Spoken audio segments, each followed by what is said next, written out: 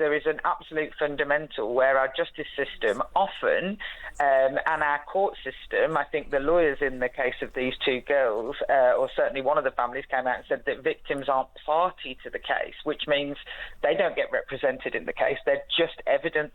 Victims are nothing more than evidence in a court case. Now, two 15-year-old boys, originally spared custody for the rape of two girls in separate attacks in Hampshire, have now been given a 4-year detention term. The pair were given non-custodial sentences in May, but the Court of Appeals ruled the decision was unduly lenient. We've already heard this afternoon from legal commentator Joshua Rosenberg, KC. Here he is on whether this was a case that followed normal procedure. What was extremely unusual today, what I've certainly never heard from before, was criticism by the Lady Chief Justice about the way that this case was reported. She said it's a matter of significant concern to us that these events have become a matter of intense public debate before the legal process has concluded. She said the dangers of public comment by members of Parliament, the media and others on matters still proceeding through the courts and tribunals are self-evident, the most obvious being the risk of proceedings on the basis of an incomplete or inaccurate understanding of the facts and the law. That's Joshua Rosenberg. Well, we can speak to Jess Phillips, Labour MP for Birmingham Yardley and former Minister for Safeguarding and Violence Against Women and Girls. Jess, good afternoon. Good afternoon. Thanks so much for speaking to us. How do you feel now that the Court of Appeal has stepped in to fix what had clearly been judged a catastrophic error in their view? Well, I mean, look, there's no moment of happiness in cases like this, but I spoke to one of the families earlier today, and their feeling was relief. So I will share the feeling of relief that the right thing has happened. Yeah. One of the victims said prior to today that the justice system had hit her with a rock straight in the face, is how they had described it. How is it possible to defend this system that inflict that level of trauma on a child?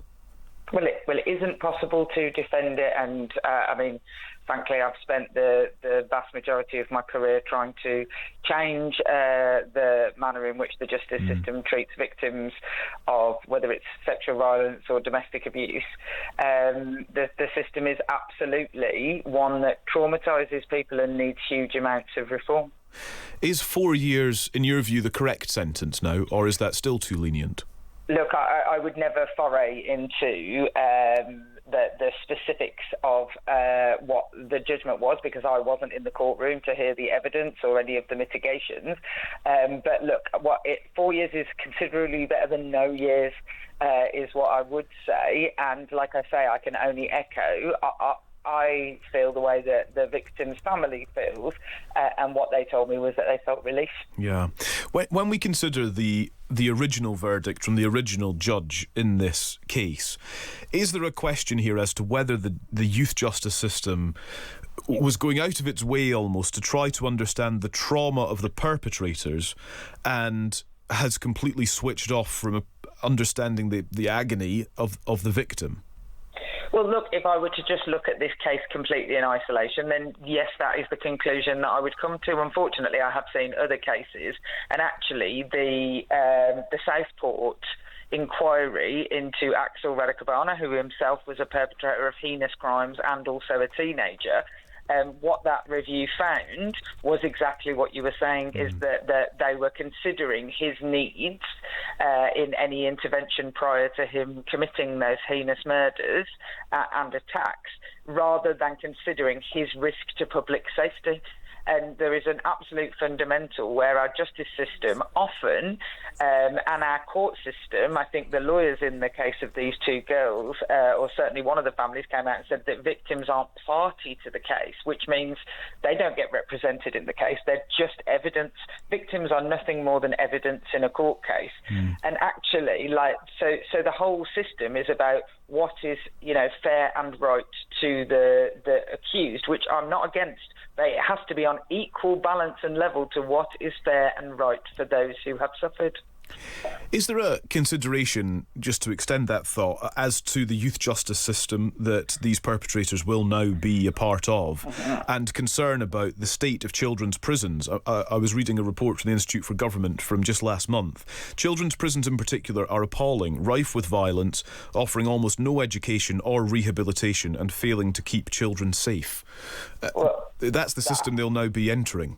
But look, I can walk and chew gum at the same time. I can think that the prison estate needs to be massively improved, and also that rehabilitation programs that are specifically for boys who commit sexual violence, which I have to say I have no evidence of the efficacy of any of that going on, that I think that those things should be improved at the same time as justice absolutely being served. Yeah. The other part of this, and we heard a bit of this from Joshua Rosenberg, was, I suppose, the unusual element of this in terms of the commentary and the coverage, and indeed some real missteps and mistakes from the CPS and what it issued to the press, and how the media were trying to sort of grapple with the detail as it was being given, some of which was actually just inaccurate. At every step, there are points here that this system just broke. Total failure. Yeah, exactly. Yeah. Look, like, you know, the public can only know what is available to them in public documentation, and so for their feelings and commentary will often rely on that. That's why I say to you, I wasn't in the courtroom. I don't know the details of the case. I only know it from one perspective, and that is of the victims. But the truth of the matter is that if we had better court reporting across the country, actually cases like this are happening all over the country. It just happens that this one piqued the interest. And I have to say that in my experience, more transparency in our justice system creates a better justice system. So you want to have more transparency, not less, but you absolutely need it to be accurate. Yeah, of course, absolutely. That has to be a fundamental part of it as well. Jess Phillips, just while we've got you, I would like to ask you about another story in the headlines today. This is that the leader of a Rochdale grooming gang has been released from prison after serving 14 years behind bars. We've heard on the programme already this afternoon from Sarah Robotham, who's the whistleblower who exposed the Rochdale sex abuse ring. And here's her reaction to the fact that this man is now out of prison. I'm really anxious about it. I have to admit that for the past couple of days since I learnt of his release, and I only learnt his pending release on the news, you know, I'm really anxious that this predatory paedophile, this man who is capable of serious manipulation and coercion, who was incredibly dramatic during the court process, that he might want to seek some kind of revenge, and equally that his ability to treat children with such disregard, that hasn't gone anywhere, that there's been no real assessment that his attitudes towards women and girls have changed at all.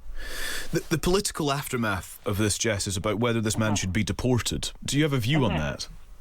Well, look, I absolutely think that he should be deported, but that is entirely dependent on both the laws and the willingness of, he's also a citizen in Pakistan, I believe, of willingness for them to issue him with citizenship as well. It is a relatively complicated thing, but of course I think that he should be deported. But I know Sarah Robotham well. I, in fact, wrote a book about her and the case that she managed, and I think that she makes a very, very important point, is that the exclusion areas of where this man should and shouldn't be allowed to go need to be very, very clear, but also that there will be things put in place to mean that he cannot, like, for example, access the internet, he cannot have any contact with children. Those sorts of things will absolutely have to be put in place. But really fundamentally, in his release, which isn't an early release, he has served his sentence, is that we need to make sure that when we are releasing people into the public, that we take account of public safety, and proper risk assessments are done to ensure that can be safe. And that bit of the system, I have to say, I have every respect for the parole board, but there are other parts of the system where I have to say I'm yet to be convinced the thing that they worry about, like reoffending data rather than the actual experience of people who live in those communities, and I think that needs to change. Yeah, it's such an interesting case because Sarah went on to kind of talk about her concern that by deporting him, he becomes a problem to women and girls in Pakistan instead, and we sort of offshore the issue. Well, look, there is no perfect situation that you can have in a case with somebody who has committed such heinous crimes, and I don't know, but what Sarah is saying I trust, because I trust her about his rehabilitation and how much he's shown remorse, or et cetera, et cetera. However, the issue is that, this man is a problem, and so he needs to be managed within an inch of his life by probation services whilst he is in the community for an indeterminate time. So wherever he is, whether he's here or in Pakistan, this man needs to feel like, the sort of the have his collar felt all the time. Yeah. And just something else, just in the last few minutes, if I can put this to you, Lisa Nandy's posted on X, I've decided to leave this platform, and my department will too. A platform originally designed for free speech and expression now favours abuse and misinformation over meaningful debate. It isn't healthy for our democracy or our communities, and I don't want to support it. Do you support Lisa Nandy's decision to take a government department off one of the primary communication channels of our age? I took myself off it about a year and a half ago, and let me tell you, Lisa Nandy's mental health is about to get better. And I absolutely agree with what Lisa Nandy has said. It is very, very difficult when you have the person who owns that platform talking up, potential terrible stuff on the streets of our country, and then for government departments to remain on it. Yeah. Jess Phillips, thank you very much. Thanks for your thoughts on all of those things. We appreciate that. No worries. Thank you. That's Jess Phillips, who's the Labour MP for Birmingham Yardley and a former Minister for Safeguarding and Violence Against Women and Girls.